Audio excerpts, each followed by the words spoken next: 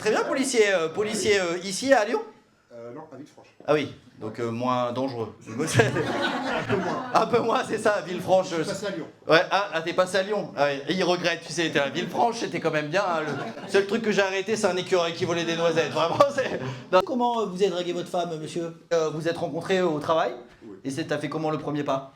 Alors, ce qu'il y a, c'est qu'elle est partie en renfort au JO à Paris. Là, elle me manquait en fait.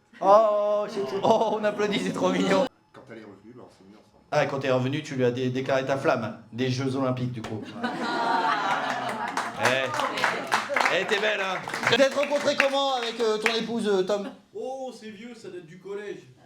C'est flippant, Tom, quand tu dis ça.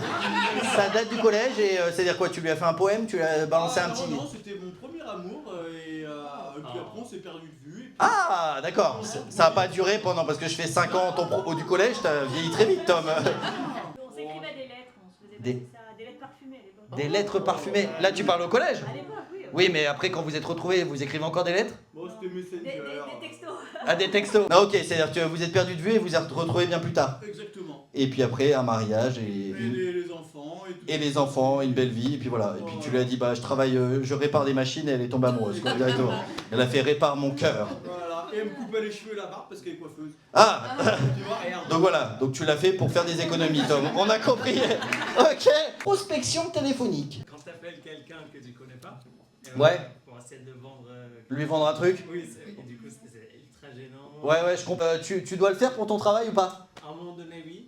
Ah ouais? Et après, T'as changé de travail, tu t'es fait virer. Et, maintenant, il y a des... J'ai vu, maintenant, je sais pas si vous avez déjà reçu. Les robots. Des robots. Ah oui. C'est-à-dire que t'appelles, tu dis je suis pas intéressé, il continue à parler ce bâtard. Et moi ce qui m'embête c'est que j'aime pas, c'est quand on m'appelle parce que j'ose pas raccrocher. Et du coup je reste au téléphone, mais ça peut durer des heures si la personne ne raccroche pas. C'est une bataille de si tu raccroches pas, je raccroche pas, sauf que c'est la personne qui a gagné parce qu'elle m'a vendu tous ses produits. Ah vraiment. Tu vends plus de trucs au téléphone maintenant? Non. Tu fais quoi comme métier? Maintenant je les vends de vive voix. Ouais, c'est ça. Il fait chier les gens, mais devant, tu sais, c'est le mec qui arrête les gens sur le trottoir en disant salut, t'as pas 2 minutes à m'accorder. Tu vends quoi? Je suis commercial dans le chocolat. Ah, dans le chocolat. Ah, là, tout a fait. Ah, bah là, tu peux nous le vendre, ton chocolat. Ah, vous avez rencontré un rat au restaurant? Ah ouais, oui, bah faut pas aller dans les restaurants de Lyon, c'est ça le... Vous voyez les gratons ou pas? Vous voyez les gratons, les trucs Eh ben, un jour, je mangeais dans un resto lyonnais et c'est pas moi, j'ai un ami qui a mangé un graton, c'était une souris. Voilà, non, vous ne mangerez plus jamais de graton, c'est tout ce que je dirais. C'était une souris, mais en graton, hein. Elle était gratinée, hein. Mais je pense qu'elle était tombée dans l'usine et qu'ils se sont dit, bah, elle est un peu bizarre, mais quand il l'a mangée, mais elle est caoutchouteuse. Enfin, voilà. Voilà, allez, je vous crée vos propres phobies, d'accord? Il y a 2 personnes qui ont marqué les libellules. Quand j'avais 4 ans, j'étais sur mon vélo et d'un seul coup, de nulle part, il y a un libellule qui m'a attaqué. J'ai D'accord. lâché mon vélo et puis j'étais... T'es tombé par terre. La libellule, t'as... D'accord, elle t'a sauté dessus, la libellule. Qu'est-ce que tu fais, toi, derrière, là, quand tu vois une araignée, du coup?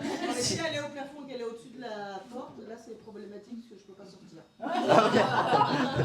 J'aime bien, c'est les personnes, tu sais, qui appellent le travail. Oui, bah, je ne vais pas pouvoir venir aujourd'hui au travail. C'est la 8e fois de l'année. C'est une belle excuse, en vrai, hein, d'accord? Tu peux pas passer la porte. J'ai peur qu'elle me tombe dessus. Ouais. Et là-bas, c'est quoi le problème avec les libellules? Ah bah c'est pire que les araignées parce qu'en plus ça vole et ça peut venir dans le visage. Ah ouais.